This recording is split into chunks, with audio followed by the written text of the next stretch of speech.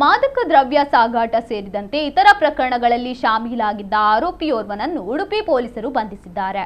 ಉಡುಪಿ ನಗರ police ಠಾಣಾ ವ್ಯಾಪ್ತಿಯ ದೊಡ್ಡಣ್ಣಗುಡ್ಡೆ ನಿವಾಸಿ 26 ವರ್ಷ ಪ್ರಾಯದ ಅಬ್ದುಲ್ ರೌಫ್ ಬಂಧಿತ ಆರೋಪಿ.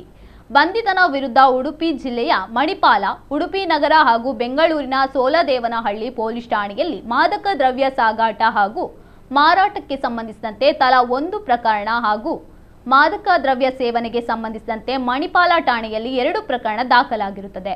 ಸಾಗಾಟ ಮತ್ತು ಮಾರಾಟಕ್ಕೆ ಸಂಬಂಧಿಸಿದಂತೆ ದಾಖಲಾದ 3 ಪ್ರಕರಣಗಳು ನ್ಯಾಯಾಲಯದ ವಿಚಾರಣೆಯಲ್ಲಿದ್ದು, ದಾಖಲಾದ 2 ಪ್ರಕರಣಗಳಲ್ಲಿ ಶಿಕ್ಷೆ ಆಗಿರುತ್ತದೆ.